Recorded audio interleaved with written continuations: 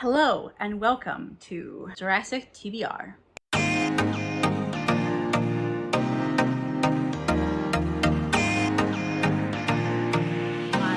You guys, I'm so excited. This is my 1-year anniversary of this game. Is that not crazy? I've been doing this game for a year now. Okay, technically not because I missed a few months, but like I created this game a year ago and I first debuted it on my channel a year ago this month. Is that not just crazy? It's been so much fun. I've had a blast with this game. So if you guys are familiar with my game, you may notice that it looks nice and fancy. Basically, I made a new board. My old one, the dog had kind of slobbered on and it got kind of just messed up and lots of different things, but here we go. This is my new board. Pretty much it's basically the same exact thing. All I did was change up the colors a little bit. So if you guys kind of want to see what the original board was, what the rules of all that kind of stuff were, I will go ahead and link my playlist up above.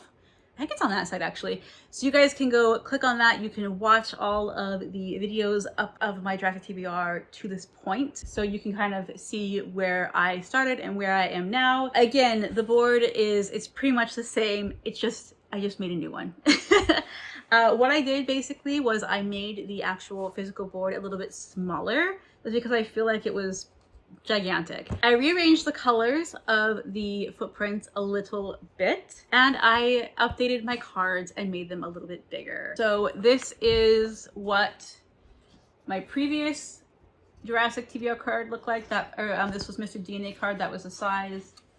And then let's compare it to this one now. You guys see it's a little different. It's definitely bigger, a little different pose for Mr. DNA there, and as far as this one's concerned, it's the same picture, it's just again bigger. And there's my key. Since I am kind of like new year, new start, I mean it's not the new year, it's like halfway through the year already, but it's new year for the board, right?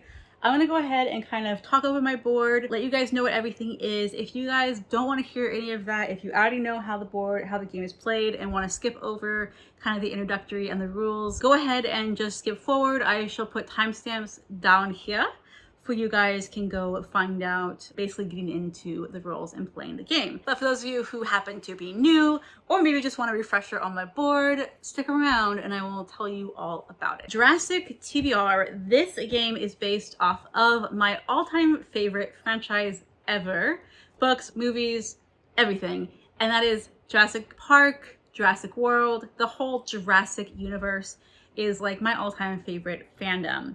So this board, basically what we have here is the island of Isla Nublar, which is the original Jurassic Park, takes place on this island. This is where the original park was. Ranger, don't you dare touch this board. So how the game works, I start out here on the Jurassic TBR symbol, and the whole point of this game is to escape Jurassic TBR. So we enter into the park and we follow the footprints all along the island until we reach the helipad at the top and we have officially escaped Jurassic TBR. Let's go ahead and go over my key here. Each footprint is a different color. Each color corresponds to a different type of prompt. I am a gigantic mood reader, so I felt like if I was to only do cards or a specific had to match a specific prompt kind of thing for every single one of my books, I just would never complete the game. So what I decided to do is mix it up a little bit. So what I have are some genres in here as well.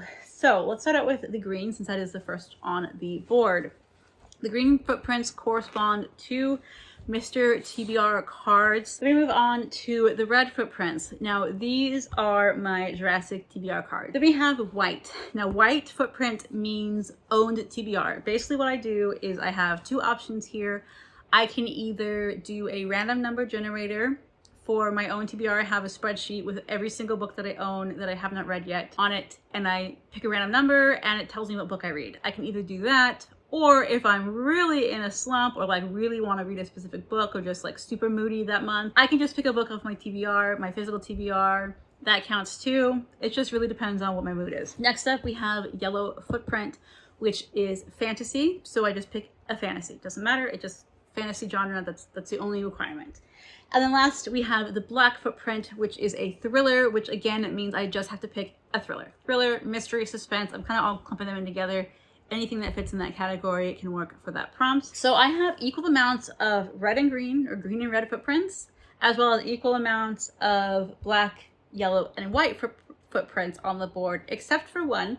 I do have one extra white footprint. So you guys can see here, my extra white footprint says non-fiction. Basically what that means, if I land on this TBR, or if I land on this specific footprint, I have to choose from my non-fiction physical TBR.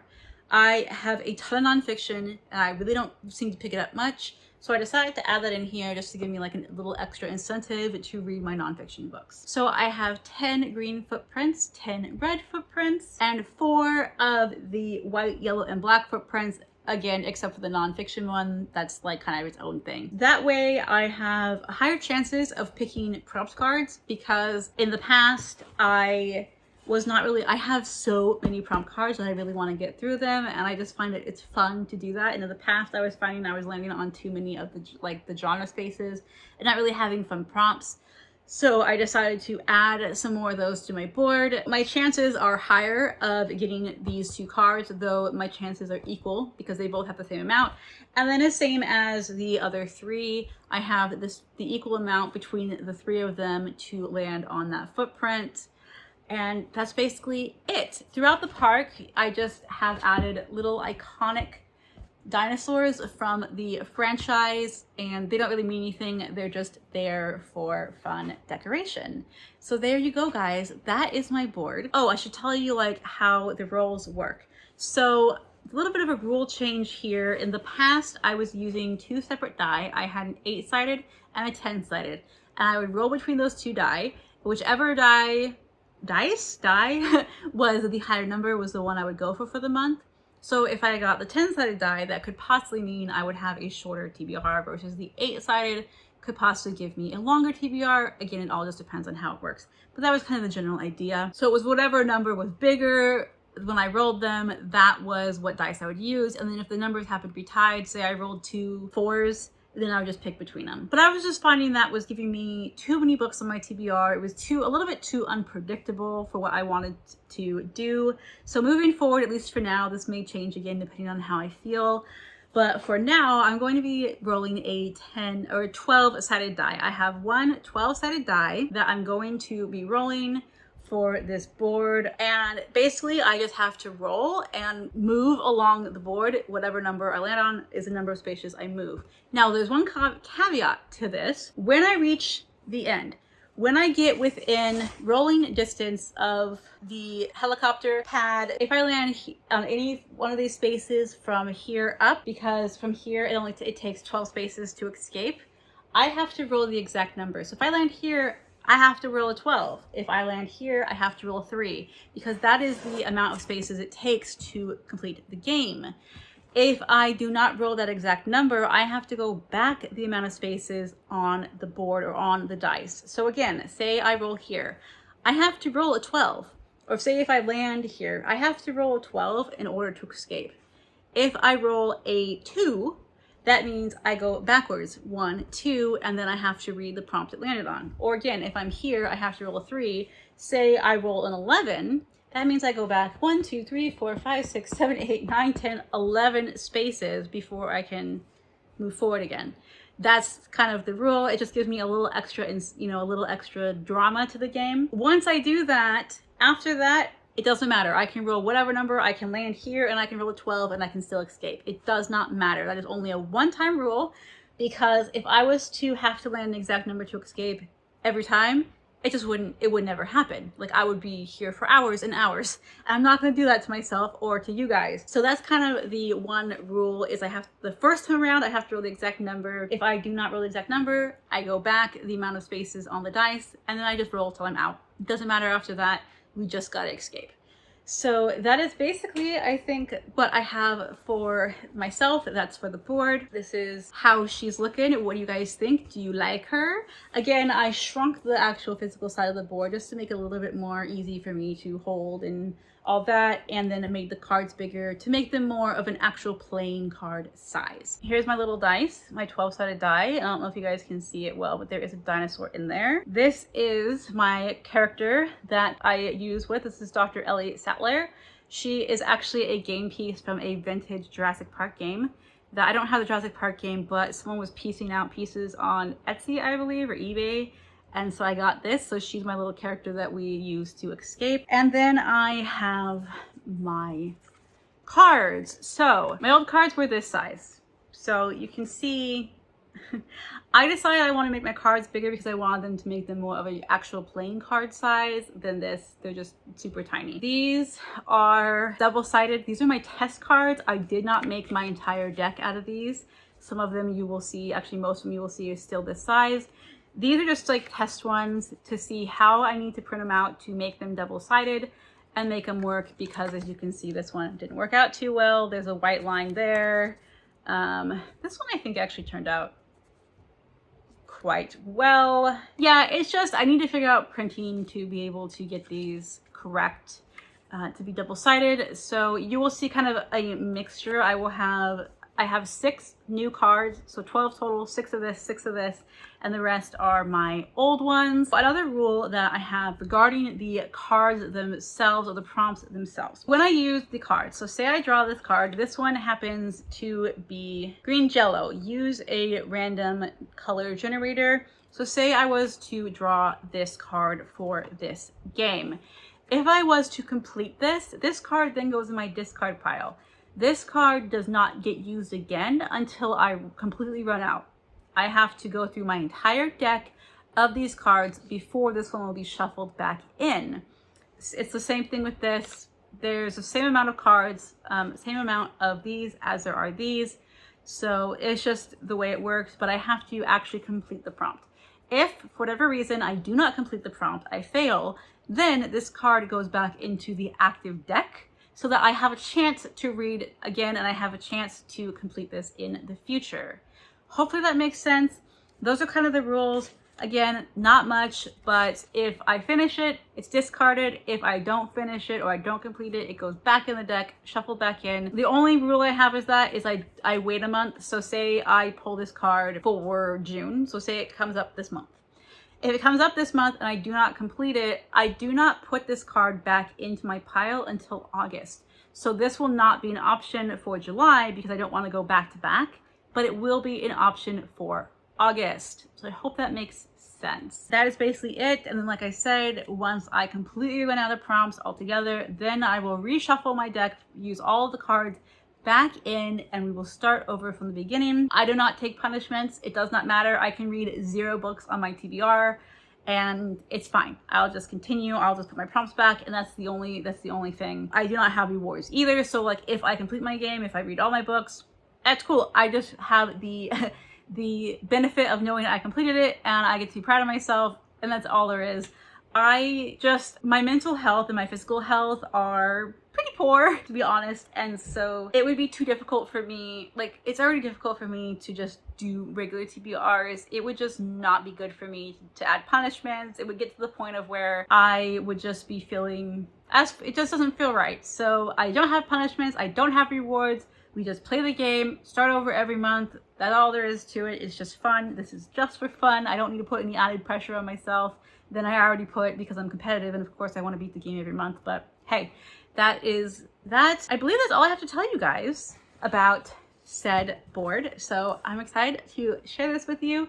I'm excited to do my rolls. I don't even know what round this technically is. You'll see it. It'll be in the cards. It would be round 12, except for the fact, would it be 13? Yeah, it'd be round 13, except for the fact that I know there's a few months that I've skipped. So I don't remember exactly what round we're on, but this is basically like Jurassic Park 2.0 or Jurassic TBR. Sorry, I still forget to say that correctly sometimes, but Jurassic TBR board 2.0 round something. Oh, another thing I forgot to mention to you guys too, as far as the cards are concerned, I went ahead and added some new prompts, so we may see those pop up, may not. I kind of just went through, I took out some prompts that weren't really gonna work for me anymore, or that I didn't really like, and I added some new ones to include characters from the brand new movie that came out last year, because I made this board, the original game, before the movie came out. Like this one, I have John Hammond, obviously he is from the original trilogy, but I have cards that have people, dinosaurs, sayings, all of that stuff from from the original trilogy and the new trilogy. Well, this time around, I added from the brand new movie because again, I didn't have them. So there's a few new dinosaurs and a few new people that have been added to my game, and we'll see. Hopefully I will be able to draw some of the new prompts that you guys can see, but if not, that's fine too. We'll just have to let the cards decide what they want to do. If you guys want, like, I can totally do a separate video where I go through all of my prompts, because I kind of want recommendations from you guys if there's any prompts that you specifically want to see me do. But let me know if you guys want that or not. But for now, I've been talking too long about this game. Let's just go play it, because that's like the exciting thing. So let's go into the other room and play Jurassic TBR. Hi guys, welcome to Jurassic TBR. This is my new updated board. I'm so happy with it. So as you guys can see, I have my new cards here. I made them bigger, but I didn't make, these are like my test cards, like I said. So what I basically did was I drew cards from my original pile. I just drew 6 randomly from each pile, turned those into big cards, and then I drew 1 randomly from the pile to put on top just so it looks nice, and the rest I shuffled into the deck. So it's completely random, I promise. You don't have to believe me because, you know, but I just want to make, you know, it look presentable. So I do not know what these 2 cards are. And then the other rule is I'm just going to be using a 12-sided die, at least from now, just because the unpredictability of the other die was just not something that I was okay with. I mean, I was just putting too many books on, stressing myself out.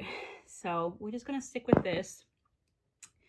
We do have Ellie, of course, Dr. Sattler, to help us through escaping Jurassic TBR. And I'll show you guys the dice again. I don't know how well you'll be able to see, but there's a little baby brontosaurus in here. Can you see that? It's so cute. So yeah, this is a 12-sided die, which means that I could finish this game very, very quickly or very slowly, depending on how the dice rolls. So let's go ahead and let's roll for roll number 1. That is a 5. 1, 2, 3, 4, 5. And we got fantasy. All right, guys, as you saw, I landed on fantasy, and I'm really excited for this prompt because there's a new fantasy book that just came out. I mean, I think it came out like earlier in the year, but I just got it on my Libby app, and I'm really, really excited for this book. So this is Once There Was, and this is by Kayash Monsef.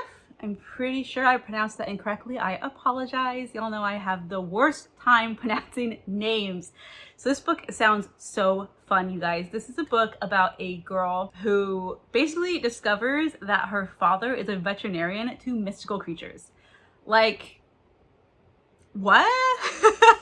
It sounds, oh my gosh. Okay, you guys, if you know me, you know that like my dream as a little kid was to become a veterinarian, and I love anything that has to do with animals, including mystical creatures. Like, mystical creatures in fantasy is my absolute favorite. Like, that is like the biggest buzzword as far as my fantasy is concerned. So of course I was like, I have to read this book. It's about an Iranian, I think it's Iranian. I don't know if she's Iranian American or she's just Iranian.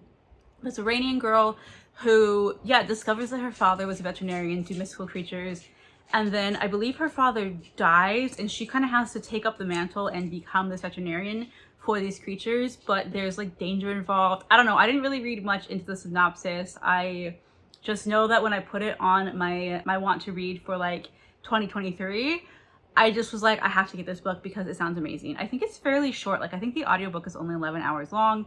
So, and I listened to it on like 1.5 to 2 speed. So it won't take me very long at all to finish this. It's gonna be a quick read. It's gonna be great. I have a feeling this month is gonna be super, well, I won't want to say easy, but I have like fun stuff coming up this month. So I hope that this TBR kind of fits with my fun summary type of reads that I'm wanting to get on this. Let's see, let's go to roll number 2 and find out if this board is gonna cooperate with me or not. Roll number 2. Roll number 2 is a 10. We got our first Mr. TBR card of the game. So our first of our brand new Mr. TBR cards is Book to Movie Adaptation. Yay! I landed on the very first of our new cards. This is my new Mr. TBR card. So it's not a new prompt or anything. It's just the brand new updated card. And this prompt that it chose for me is book to movie. So basically this just means that I have to read a book that was adapted into a movie. And I'm really excited for this one because I was scrolling through and I was looking to see like, okay, what movies are coming out this year that are adapted to books. I mean, it doesn't have to be like this year, it could literally have been whenever, just a book that was adapted to a movie at some point in the history of movies. But there is one that is coming out, or I think the movie actually, yeah, it came out in April. And I'm really, really excited to watch it. So yeah, I just can't wait. So I'm gonna show you the book real quick. Also, before I show you the book, my goal with this prompt is to basically read the book and then watch the movie. Like I don't have to do that, but that's kind of like, it's fun, you know, because you get to read the book and then see how the movie keeps it the same or changes it or whatever. And I am so stoked for this movie. So like I saw this movie and I was like, yep, I'm definitely gonna read that book. And that would be Dracula by Bram Stoker. So this is the Writer's Digest Annotated Classics version. This is super, super cool. So you actually have text here, and then you have like annotations that kind of just talk about the text. It talks about the craft and technique of through the lens of a writer, and learn why and how Stoker made the choices he did while writing one of the most iconic horror novels of all times. So it's just super fun, lots of fun annotations in here, and I'm excited to do that because I do have difficulty with classics. So I have read this book before. Actually, I love Dracula, and I've seen a few adaptations, but the specific adaptation that's coming for this book came out in April, and it looks so funny. It looks hilarious, you guys. That is Renfield. And this is starring Nicolas Cage, which, like, Nicolas Cage as Dracula, I'm just like, I can't, you guys, because Nick Cage, he is one of my favorite actors. Like, he's one of my favorite actors of all time. The thing with Nicolas Cage, at least what I have found in, like, my opinion, his movies are either amazing, like, brilliant, knock you out of the park, holy cow, best movie ever, or they're awful. Like, what? Like, how are you such a bad actor in this movie when you're such a good actor in this movie? Like, I feel like he has no mediocre movies, at least none that I have seen. And like, I have not seen his entire, you know, list of movies that he has been in, because he's been in a lot. But I swear, every time I watch one of his movies, it's either brilliant or it's awful. Like, there is no in between for him. So I'm like, okay, really hoping that Renfield is brilliant. Okay, let's go back to talk about the book, and then I will discuss the movie a little bit. So Dracula, I'm sure pretty much all of you know what Dracula is, whether you've read the original source material or you have heard Dracula. I mean, I don't know anyone in this current, like, Western civilization, maybe like, I don't know, who doesn't know Dracula, because it's so iconic. I mean, he's the original vampire. Well, technically that's not true. I think there is actually a book that Camilla, I think, is what Dracula was based off of. But anyways, he is like the most famous vampire of all time. This is just about Dracula, how something happened. Like, I'm trying to remember, it's been such a long time since I've read the original source material. You know, I've seen all of these different adaptations. The one with Bela Lugosi, that adaptation is by far my favorite, I think, just because it's such a classic. It's so great. I mean, you can literally see the strings on the bat as it's like flying. It's so funny, but it's so good. Bela Lugosi was A+. That is a old black and white movie. If you guys are unaware, you should totally look it up. But yeah, Dracula is a vampire that comes to England and is like in search of his bride or something. I can't remember exactly. I don't think he's like necessarily in search of a bride, but he like seduces this woman, and then there's Van Helsing, who is a vampire hunter. It's great, okay? So let's talk about the movie a little bit, because that is what I'm most excited for, honestly, because I've already read this book. But I'm gonna read it again because, like, of course. Renfield is about Dracula's assistant. I gotta read this and see. I'm pretty sure he's in the story. I just don't remember him. So I have to, like, obviously it'll be kind of fun to reread it and kind of learn about a little bit more about Renfield. This movie is not really about Dracula. It's about Renfield, who is Dracula's familiar, his assistant, his like little dude that he has. Think of him as like Igor to Frankenstein, right? And basically it's like in this movie, this is 21st century, and he like ends up going to a abusive relationships support group to try and like get himself free of Dracula and become his own person. And it looks freaking hilarious.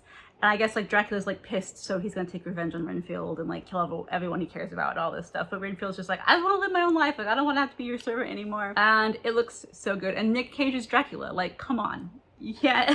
I just think it's gonna be so funny. It looks hilarious.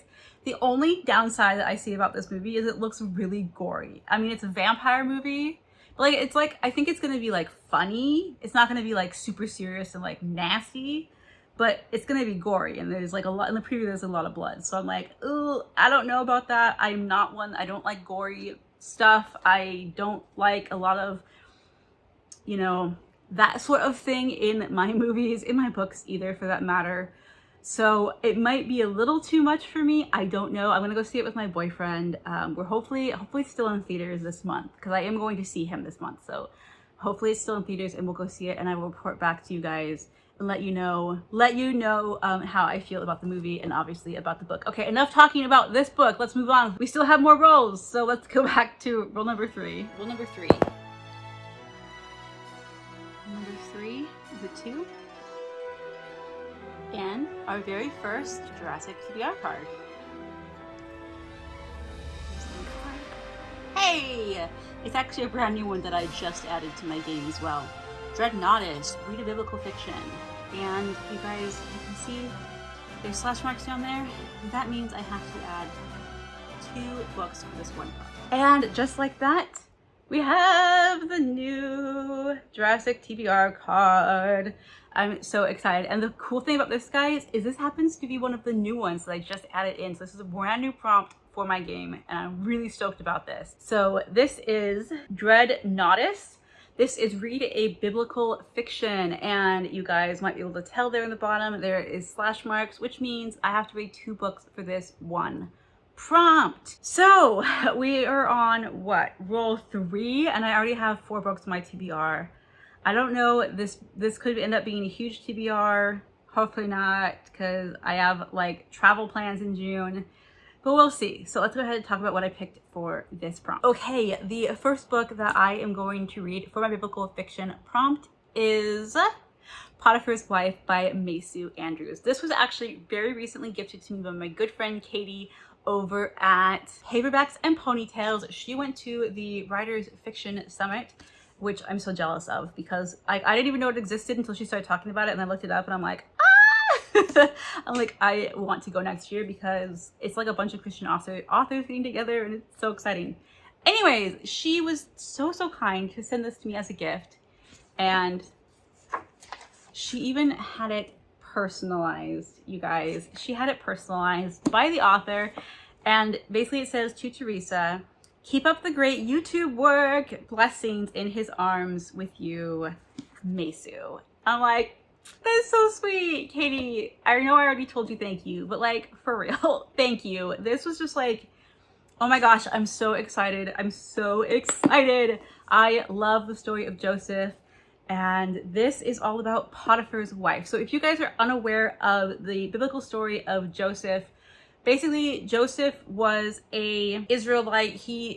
His dad Jacob is one of the founding fathers of the nation of Israel, and he has 12 brothers, and his brothers basically became super jealous of him because he would have these like dreams of him basically being exalted, and his brothers were like, heck no, you're just a little punk, we don't like you. So they sold him into slavery and lied to his father that told him that he was killed in the wilderness. But in reality, Joseph was sold to slavery to Egypt. And he ends up becoming a servant to Potiphar, who was Pharaoh's bodyguard. Like, it was like Pharaoh's like top of the guard, bodyguard, like super important man. And basically what happened was Potiphar's wife tried to seduce Joseph. Joseph was basically like, nah, you're married, like I ain't got any part of that lady. And she basically claimed that Joseph raped her. And so Joseph ended up going to prison, and he was there for a long time. And the story goes on from there. If you guys have ever heard of like Joseph and the Many Colored Coats, like I think there was a movie back in like the late 90s, early 2000s. I think it was Donny Osmond or something did it. It was great. I loved it. But that's what this is about. This is about Potiphar's wife. So the woman who basically tried to seduce Joseph to sleep with her. And when he refused her, she claimed that he had raped her. So this is her story, and I'm really excited. I'm like really excited to read this because this is super interesting. That I think like I always get my geography messed up. So in this story, the Potiphar's wife, I think Zulika. She is the daughter of the king and the wife of a prince. She rules the Isle of Crete alongside her mother in the absence of their seafaring husbands. But when tragedy nearly destroys Crete, Zulika must sacrifice her future to save the Minion people that she loves. And I was like, Crete? Like, that's Greece. Like, but then you look at the map and they're not that far from Egypt. So I'm like, well, duh, that makes sense that like they would have trade. I don't know if her being from Crete is a biblical thing, or if that's just something that Mesu just kind of decided to put into the story. I honestly don't know like if that is actually true, but I'd be really interested to find out. And so yeah, basically she is like given to Pharaoh and wants like as supposed to be Pharaoh's bride, but Pharaoh rejects her and instead gives her to Potiphar, who is his bodyguard, or the captain of his bodyguards. And it's just about her and her struggle to save her people, to save her country, and trying to find love, because her husband is this gruff old dude that she doesn't love, that he doesn't love her, and she thinks that she might find it in Joseph. Meanwhile, Joseph is like, nah sis, you're married, I want no part of this. So I'm really excited to see how Mesu interprets the story. I have read 2 books by her so far, so this will be the 3rd book I've read by her. Pharaoh's Daughter was my favorite book of last year, and that was by Mesu. So this actually takes place before Pharaoh's Daughter. I'm really, really excited to see how this all ties together. And yeah, so now let's talk about the second book I'm going to be reading for this prompt. The second book is also by Macy Andrews, and that would be In Feast or Famine. I think it's In Feast or Famine. And this is book 2. This is the continuation of this story. This book comes out I believe it comes out this month, or it came out last month. I'm not exactly sure, but it just came out. So I'm really, really excited because it basically continues Joseph's story. And it talks about how Joseph was able to interpret Pharaoh's dream. He was let out of prison and basically became Pharaoh's second-hand man, and was able to save Egypt and all the surrounding cities or countries from famine. And he ends up taking an Egyptian wife, and then he brings his family to Egypt, and that is how the Israelites eventually became enslaved, because that is when the Israelites moved to Egypt. But like it was many generations later, they became enslaved, That's the biblical account, the historical account. So if you guys are not unaware of like that story, that's basically what it is. So I'll be reading book 1 and book 2 in this series. I don't know if this series actually has a name, or if it's just like the follow-up to this, but yeah, I'm so excited. Okay, I am gushing too much about these books. I need to move on, and let's go to roll number, what are we on? 1, 2, 3, roll number 4. Roll number 4? Roll number 4 is a 3. Thriller. I'm really excited. I think, oh my gosh, so I have like classic, I have a fantasy, I have some biblical fiction, now I'm getting the thriller on this TBR. I am loving this TBR so far. So the book I'm choosing to read is All Good People Here by Ashley Flowers. Look at this cover. Y'all, look at this cover. Does this not scream me? Like farm and just, it looks so good. Okay, so Ashley Flowers, those of you who are unaware, is the host of Crime Junkies, which is like pretty much the most popular true crime podcast like ever. Ashley Flowers also has she has her own podcast company. She's worked with Parcast. Yeah, Audio Chuck is her company. And so she produces a lot of audiobooks, and podcasts. She does a lot of podcasts. And this is her book that she wrote. So last month I read Butcher and the Wren, which was by Elena Urquhart, who is a host of my other favorite true crime podcast, which is Morbid. So I was like, I read her book, now I gotta read Ashley Flowers' book and see if podcast hosts can really write good thrillers.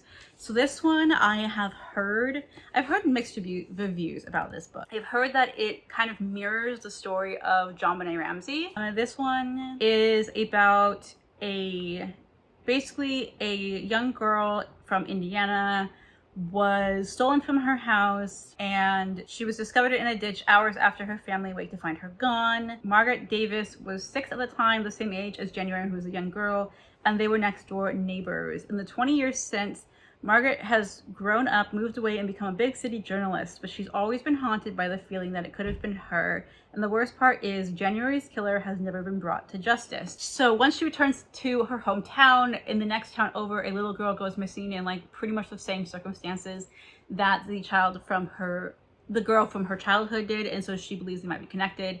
And so as a journalist, she's trying to discover, you know, who did it, if it's connected to the crime from her past, and basically who is taking these little girls. And I am really, really excited. This cover is so gorgeous. Like I just think it's beautiful. Beautiful cover. I'm so excited to read this.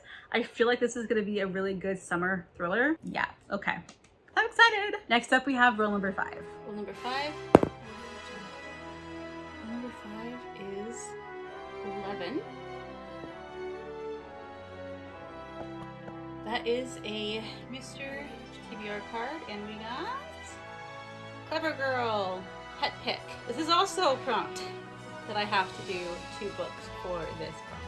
Okay guys, this is probably my favorite prompt ever on my TBR, as well as like other people's TBRs. I loved this prompt. So I drew a Mr. DNA card, and the prompt for that is Clever Girl, Pet Pick.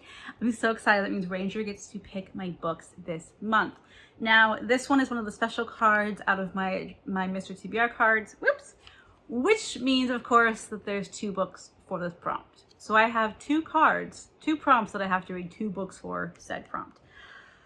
This could turn into a long TBR. We'll see how that goes. But let's go ahead and see what books Ranger's gonna pick for me. I have a few picked out. Let me show you guys what I want him to pick from. Okay, so the first round, the books that I have for him to pick from are this one, the Meister or the Minister. I think it's Meister of Decimon City, I think is how this is pronounced. This is a new release that just came out this year, and I am really excited. I think this is like a superhero thing that has dinosaurs, so you know, of course, all I saw was dinosaurs. I'm like, yep, I'm gonna read this book. It just sounds kind of funny. It's like, no one cares that you cured cancer if you also cloned a horde of dinosaurs and let them rampage down the street. Super genius and quasi-villain Rex normally can't go a week without accidentally endangering Decimon City with her site's shenanigans. It's been 2 weeks since her genetically engineered dinosaurs rampaged through town. A good streak for her. But this piece is broken. The piece is broken when actual villain Last Dance sets his sights on Decimon. He wants Rex's help, but before Rex can say, I didn't do it, superheroes who've dragged her to jail on her worst days are crowding her to her lab to conscript her into quasi-herodom.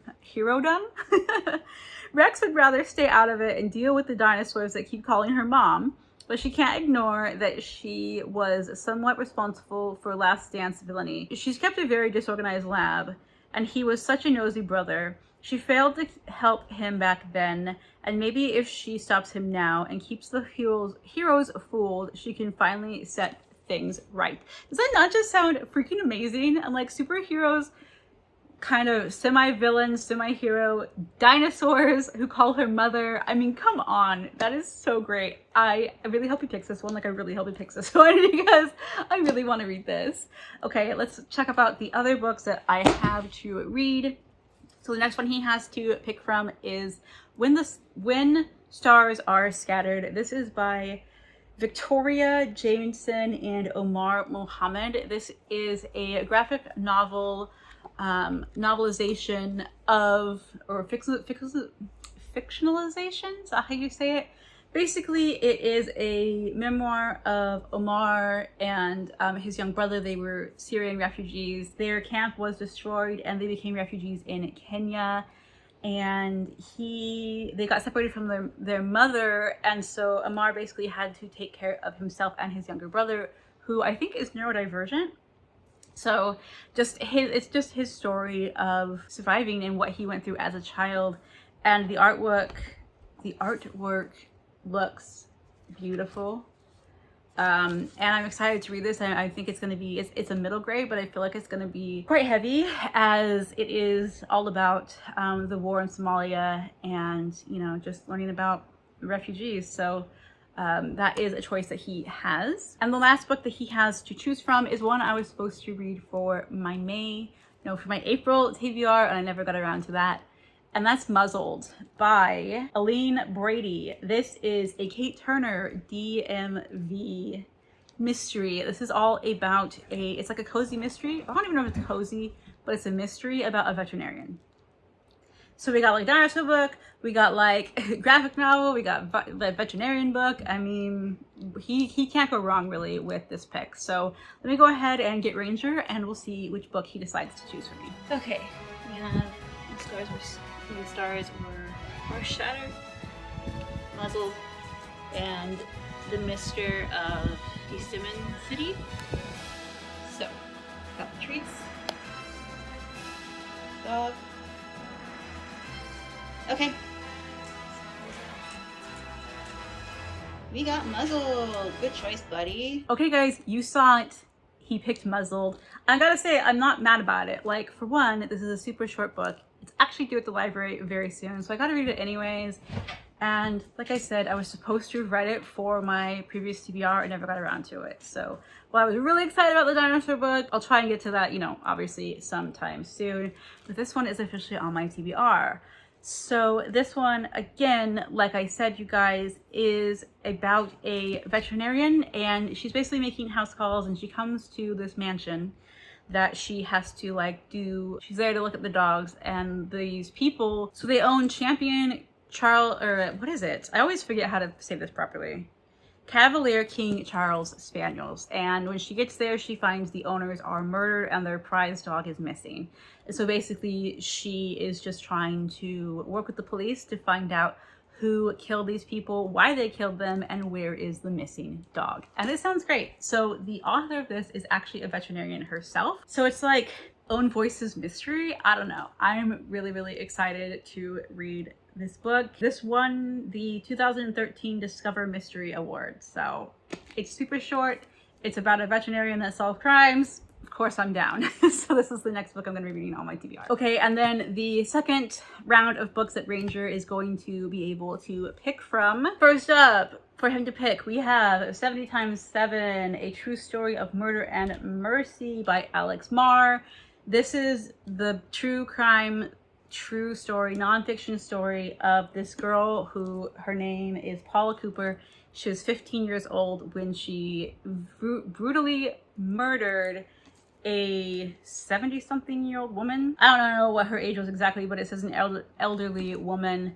And so this is basically, and the murderer was a young Black woman. The victim was an elderly white woman, Bible Sunday school teacher, down in Indiana in 1985. So obviously there's a lot of racial tensions here. Basically, this is just it covers this case, but not only does it cover this case, it covers the story of the victim's grandson, who eventually forgave Paula, who was the murderer, and she ended up being put on death row. I mean, 15 years old, she was put on death row.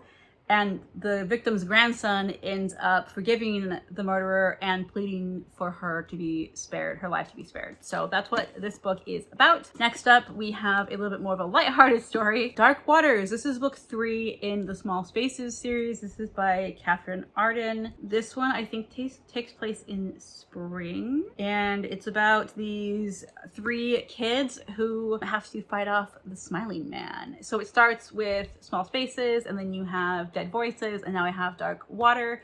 So this is just a middle grade horror, I think, kind of book that I'm excited to continue in the series. So that's the second pick.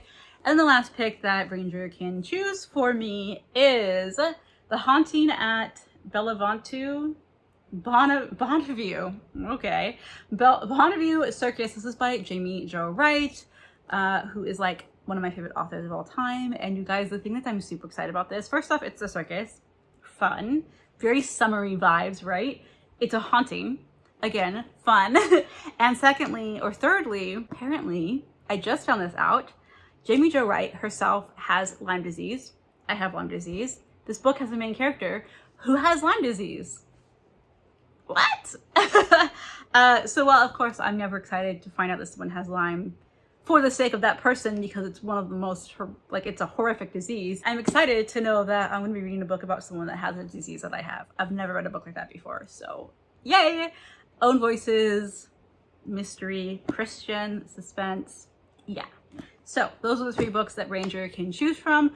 Let's go ahead and call him in again and see which one he decides to choose for me. All right, the treats on our books. Okay, Ranger. Good boy. Good boy. 70 times 7? It is. Good job, bud. Good job. 70 times 70. This is a nonfiction true crime. A True Story of Murder and Mercy by Alex Marr. So is 1985 in Gary, Indiana, a 15-year-old girl kills an elderly woman in a violent home invasion. In a city with a history of racial tensions and white flight, the girl, Paula Cooper, is black, and her victim, Ruth Pelkey, is white and a beloved Bible teacher. The press swoops in. So Paula, even though she's only 15 years old, ends up being sentenced to death. So of course, because she's only 15 years old, people are kind of up in arms. I mean, you got, you know, a black on white crime, but the thing is, it's like, it was a really young girl, but she killed an elderly woman. And there's all of this like crazy situations in here. This takes place back in Indiana. I don't know if I said that. Yeah, in Indiana. You know, obviously early 80s, you're still dealing with a lot of racial prejudice down there. And so of course, because this girl, basically she was a girl, is sentenced to death row, like that's a pretty major thing to sentence a 15-year-old. So of course there is people for it, there's people against it. You know, the media goes crazy. But what this book is particularly about is, this was about Ruth, the woman who was killed.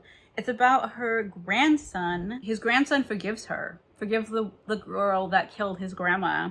And it says, against the wishes of his family, and he campaigns to spare her life. So it's a book just about forgiveness. I mean, 70 times 7, you know, like Jesus said, you know, how often should you forgive somebody? And Jesus says 70 times 7, which in reality means always, you know, just forgive. And forgiveness is very, very powerful. And so this is just this story of this crime and the basically friendship that blossoms between the murderer and the victim's grandson, and him, you know, again, just trying to spare her life because he was able to forgive her for what she did. And I think this is going to be incredibly powerful read. This came out this year. I believe it came out this year. Yep, 2023. I think this is going to be, well, it's going to be really impactful for me because, for those of you who don't know, I actually had a cousin who was murdered. My cousin Jamie was murdered on Christmas Day of 2012. And thank the Lord, her murderer, he is caught. He's in prison for life. He's put away. He can never do this again. But it was a very horrific thing that happened. Basically, the police said that they believe that he was a serial killer that they caught on his first kill. I mean, at least most of them know of. It's possible he killed before, but they didn't have anybody else to compare it to. So like, as far as they know, this is his first kill. He just happened to be caught for his first kill, which is, whoa, it was intense. And obviously forgiveness is something that Jesus calls us to do. But when you've been through a situation like mine, no, I was not very close with my cousin. She's actually a step cousin. She's a cousin by marriage, but she's still my cousin. She's still my family. My aunt is her mom is my dad's brother's wife.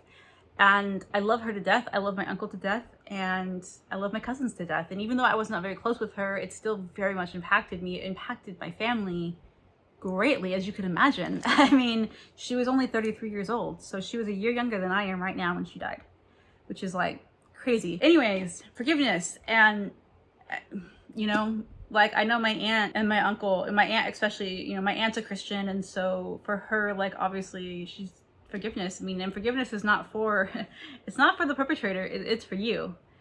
And so I think this is going to be very, very heavy for me personally, just because of my personal experience with the family member who was murdered.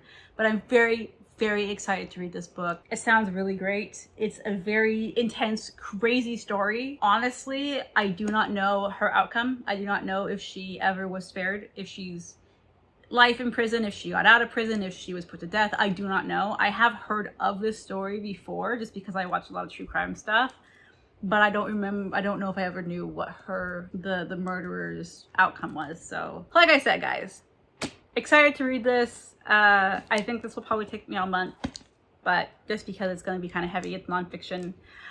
But yeah, he did it good, I think. So that's what he picked. Let's go. This could possibly be our last row. So let's go forward and find out. Now, because I have 3 spaces to go to the end, I need to make sure I roll a 3 exactly, or I have to go back the number of spaces on the dice. So let's see if we escape or if we have to go backwards. Oh, so dang close. We got a 2. That means I have to go backwards 2 spaces. And I got another thriller. Of course. My game can't be that nice to me. I ended up rolling a 2 when I needed a 3 to escape, so I had to go back 2 spaces. Thankfully, though, I only went back 2. I could have possibly gone back 12. That would have been awful. But I went back 2, and I landed on a thriller. The book I'm picking for this prompt, hello, Ranger, is The Senator's Wife by Liz Constantine. Is it Constantine? Yeah, Liz Constantine. This is a brand new release. Again, I'm reading like a lot of new releases, which is fun because I normally don't get to them because I check them out from the library because I can't afford to buy them. And usually the waits are super long. Anyways, I just also got this one in my Libby app. Like, it just came available for me. And this is The Senator's Wife, and it sounds really juicy. So this is it's actually labeled as psychological suspense, which is like honestly probably my favorite type of thriller. I love psychological books. I don't know what it is about them. I love them. So this is about a woman who is married to a senator. I don't really remember much about it. I just think it's like she believes that one of his people that works for him is trying to steal him away from her. And so I feel like there's gonna be a lot, it's kind of like domestic thriller. It has politics involved. Like, I think it's like there's scandal and see like if he's cheating, not only on his wife, but like in politics, and things just go kind of downhill. And the cover looks amazing, and I'm really excited to read this. It's one of my, I can't remember if it was like my most anticipated releases of this year or just one that was like really on my radar that I'm really excited about. But I am stoked to read this. I really hope it's good. I've never read anything from this author before, so we'll see how she does her thrillers. Let's go ahead and see if this next roll, if I'm done, no more books, or if I have any more books on my TBR. I'm hoping this will be my last roll, but we still have a chance to add a couple more. So let's go back to the board and see what happens. So now we just roll till we escape.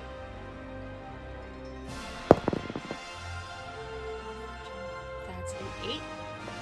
There we go. We have officially escaped Jurassic TBR. Okay, thankfully the board was nice to me and we escaped Jurassic TBR with only 8 books on my TBR.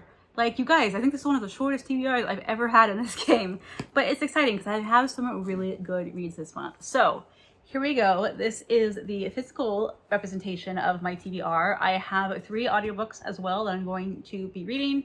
So I have, let's put them in order actually, shall we? So here is all of the physical books that are on my TBR for the month. I have 3 more. So the first book that is an audiobook is Once There Was, and that was for fantasy. Then I have Dracula for a book to movie adaptation. Next, I have Potiphar's Wife and the sequel, In Feast or Famine. This is for biblical fiction, read 2 books for the 1 prompt. Then I have, is this like, some of these books are upside down. Anyways, All Good People Here. I think they're all upside down. Let's flip this over. All Good People Here. That is for read a thriller. Oh my goodness. Then we've got Muzzled, which was a pet pick, as well as 70 times 7, which was also a pet pick. And the last book that I'm going to be reading this month is Senator's Wife, which was for thriller. So I got a pretty good mixture of books on my TBR this month. Some thrillers, some fantasy, some biblical fiction. mystery, true crime. Yeah, it's gonna be fun. It's gonna be a fun June, I think. I'm really excited for this TBR. And that's it. I hope you guys liked it. Did you like my new board? Like, let me know down in the comments what you thought of the new board. Really, it's the same board. I just, you know, changed a couple colors and then the cards and everything. I'm so excited, you guys. I love this game, and it is, you know, it's like I said, it's officially the 1 year anniversary of it, which is absolutely crazy to me. Anyways, guys, I hope you liked my game. Let me know down in the comments. Are you reading any of the books? Have you heard of any of them? Are you excited for any of them? Do you hate any of them? Let me know. Let me know if you've seen the movie Renfield too, and let me know, is it super gory? Because if it is, I don't know, but it looks really funny. So I'm still a little bit unsure about that, but I'm definitely going to be reading Dracula either way, because there's many other movies that have been made from this book. Thank you guys so much for watching. Can you go ahead and put a dinosaur emoji down in the description, in the comments? I mean, if you have nothing else to say, you can just leave a dinosaur. Let me know that you were here, all for Jurassic Park, of course. So thanks again, guys. I can't wait to see you in my next video. Bye, guys.